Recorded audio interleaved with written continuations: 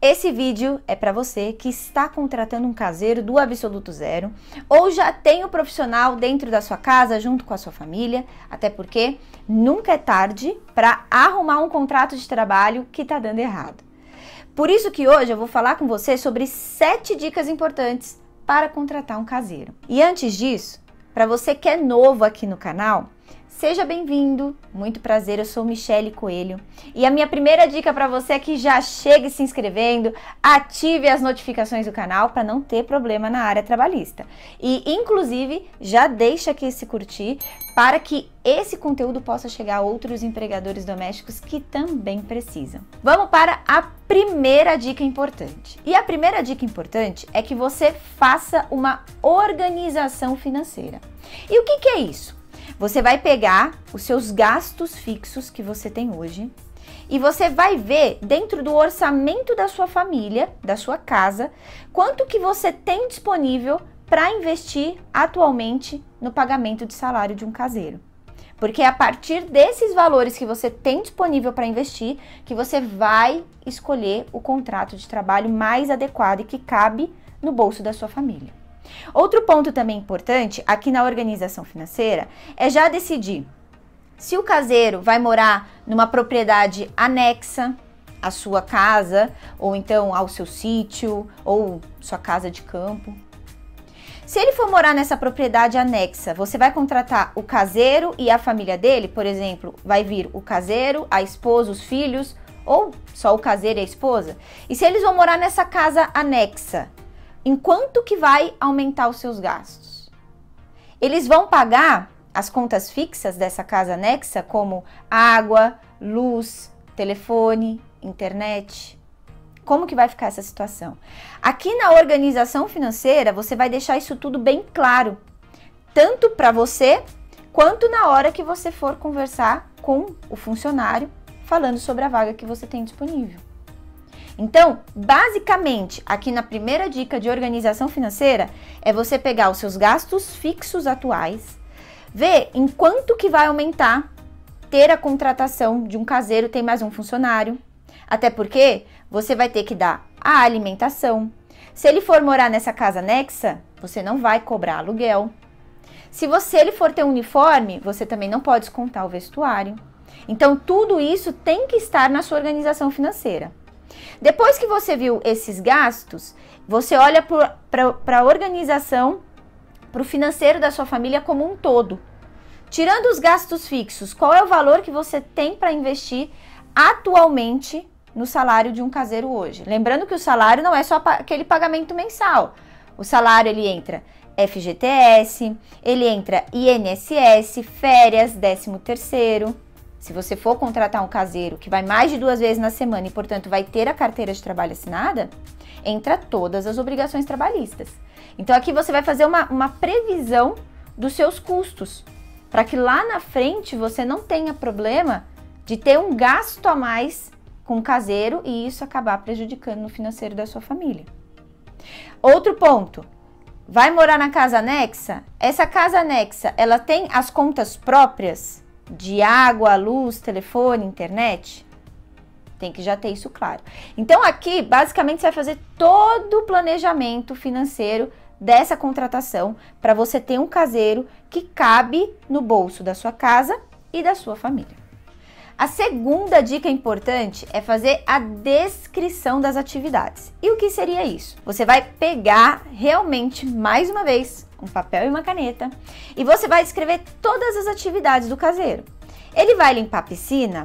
Ele vai fazer alguma manutenção na casa? O que envolve as atividades desse caseiro? E aqui muito cuidado com o duplo vínculo. O que seria o duplo vínculo? Quando você contrata um caseiro e ele vai todas as manhãs tirar o leitinho da vaquinha lá do seu sítio. Só que o que acontece? Você tem uma empresa que vende queijo. E esse leitinho que o caseiro está tirando todos os dias vai para sua empresa para fazer o queijo. Essa contratação é arriscada. Por quê? Porque como o caseiro está tirando o leite que você vai usar para fazer o queijo, você vai vender e você vai ter lucro com esse queijo, ele está trabalhando, além de ser seu empregado doméstico caseiro, ele também está trabalhando para sua empresa de queijo.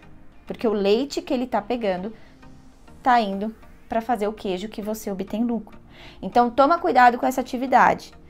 As atividades do caseiro precisam estar focadas no local que você não obtém lucro. Lembrando que o caseiro ele trabalha para sua casa e para sua família.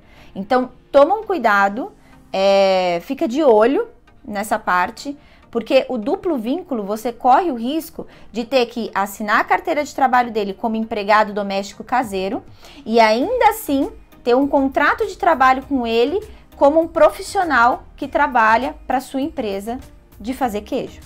Então, na hora de descrever as funções, você tem que ter essa clareza e olhar se tem alguma atividade que você tem finalidade lucrativa com aquilo. Como no exemplo que eu dei aqui, o caseiro tira o leite da vaquinha pela manhã, esse leite vai para sua empresa de fazer queijo, que é onde você obtém lucro. Então, analise todas as atividades para você não correr esse risco. Terceira dica, na hora que você for conversar com o caseiro, que você chamar ele para fazer uma entrevista, primeiro de tudo, já peça um documento com foto dele, pode ser até enviado para o seu WhatsApp, para você ter controle de quem vai acessar a sua propriedade na hora de fazer a entrevista. Ali você vai conversar com ele, busca entender as experiências que ele já tem, como ele resolve os problemas dentro de uma determinada propriedade, se ele já trabalhou numa casa parecida com a sua. Peça o telefone do último empregador para você conversar com ele e buscar referências. Lembre-se que esse caseiro, ele vai estar dentro da sua casa e junto com a sua família. E se, por exemplo, ele for ficar no seu sítio ou numa casa de campo que você vai só aos finais de semana, ele ainda vai cuidar da sua propriedade. Então, busque experiência, busque referências, dedique tempo para conversar com ele, para entender a realidade dele, o que ele já fez, o que ele não fez. Se ele vai levar a família, quem que vai morar junto com ele, tem que ter tudo claro, tá? Aqui, na hora da entrevista, é a hora de ter clareza. Não deixa nada para resolver depois que contratou, porque aí fica muito mais difícil. Tem que resolver desde a entrevista e entender se ali, por mais que você tenha urgência para contratar esse caseiro, mas você já tem que entender se ali tá um profissional que você está buscando, o tipo de caseiro que você está buscando no mercado de trabalho. A quarta dica é escolher o contrato mais adequado e colocar ele por escrito. O que seria isso? Você lembra que lá na primeira dica você fez o orçamento, planejamento financeiro? E você viu o valor que você tinha disponível para investir no seu caseiro? Então agora você vai adequar esse valor que você tem disponível ao contrato de trabalho. Aqui na parte de empregado doméstico você pode contratar de 4 formas. Então você pode contratar por tempo parcial. Esse caseiro vai trabalhar até 25 horas na semana e vai ter um salário proporcional ao tempo que ele trabalha.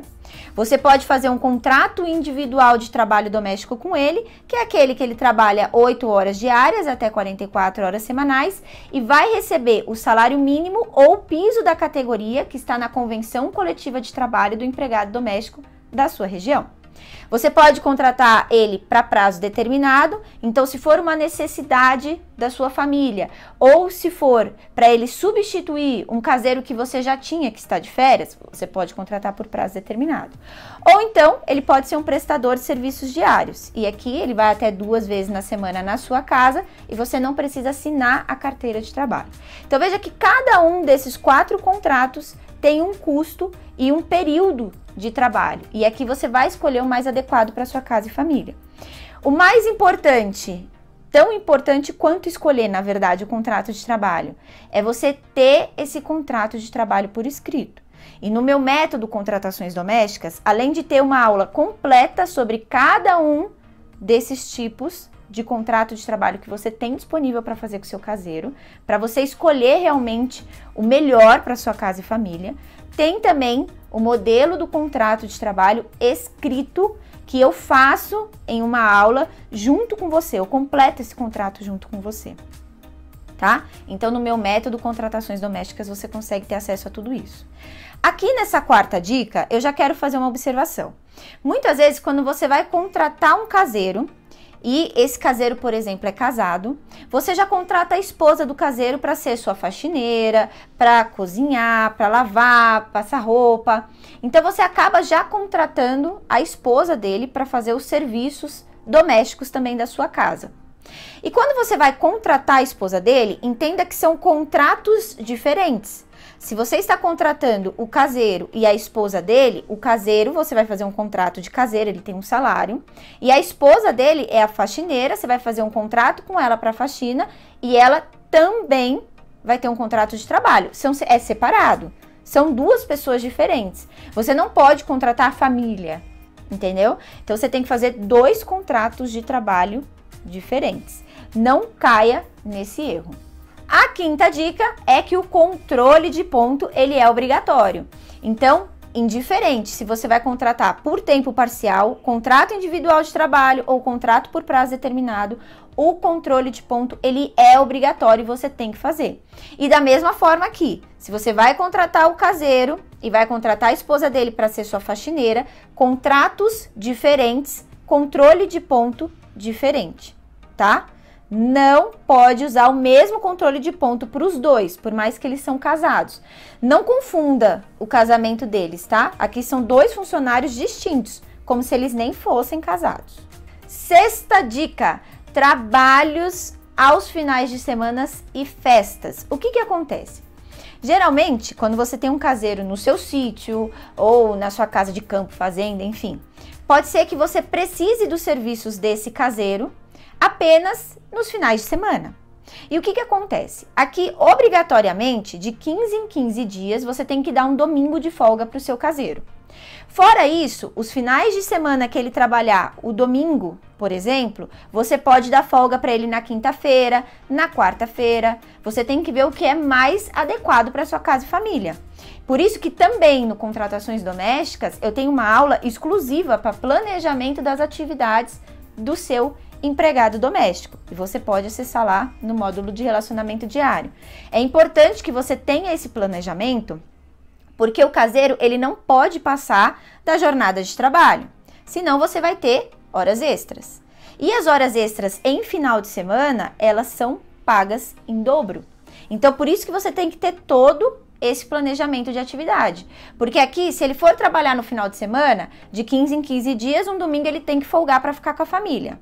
Agora, os outros domingos que ele vai trabalhar, você pode pegar e dar a compensação com folga no meio da semana, em dias que são mais tranquilos para você. Agora, quanto às festas, se tiver festa dentro da sua propriedade, o que não pode? Se for uma festa de casamento que você alugou o local, o caseiro não pode trabalhar, porque você está tendo lucro com aquela festa. Se for uma festa sua, churrasco com os amigos, o caseiro, ele não pode fazer nada além das atividades dele. Então, não é que ele pode parar e fazer churrasco para sua família, porque ele tem as atividades dele já descrita. E se ele for fazer esse churrasco, você pode pôr como uma prestação de serviços e pagar pelo serviço dele. Tem que separar. Você já fez o planejamento das atividades dele. Fica ligado, não vai correr risco. Sétima dica: o caseiro e o aluguel de casas, tanto Airbnb ou se você aluga a sua casa para temporada. Quando você tem um caseiro e você faz aluguel da sua casa em Airbnb ou em casas por temporada, você tem que separar. Porque tanto no aluguel por Airbnb, tanto por casa de aluguel por temporada, você tem lucro com aquele aluguel. Então, o caseiro, ele não pode estar envolvido nesses aluguéis. Então, por exemplo, você alugou a sua casa para mim. Eu não posso chegar lá e o caseiro está disponível para limpar a piscina para mim, para cuidar das minhas coisas. Isso não pode. Você tem lucro com o aluguel que eu estou pagando na sua casa. Então, não pode. Você tem que separar isso, senão ele vira também profissional com duplo vínculo, tanto para sua empresa de aluguel, quanto para a sua casa como caseiro. Então, toma muito cuidado, porque olha, eu tenho visto em muitos anúncios do Airbnb que as pessoas, para valorizar o aluguel daquela propriedade, colocam o caseiro como incluso, ou então a faxineira como inclusa naquela contratação, naquele aluguel. E se eles não têm um contrato de trabalho escrito, bem feito, e colocam também a prestação de serviços naquela diária, de uma forma que é para a empresa, como autônomo, aqui o risco é muito grande. Então, vocês precisam abrir os olhos também para essa 7ª dica que, para mim, com esse momento que nós estamos vivendo atualmente e com o crescimento desse aluguel de casas por temporada, de Airbnb, é uma das dicas mais importantes que eu falei nesse vídeo para você, principalmente pelo que eu tenho visto de anúncio dessas casas que estão disponíveis para aluguel e Airbnb. Só aproveitando para lembrar que o meu método Contratações Domésticas está com as inscrições abertas e você pode acessar e se inscrever aqui abaixo na descrição do vídeo. Se você tiver qualquer dúvida quanto à contratação do seu caseiro, me deixe aqui nos comentários que eu quero ajudá-lo em tudo que eu puder. E eu te vejo então no próximo vídeo.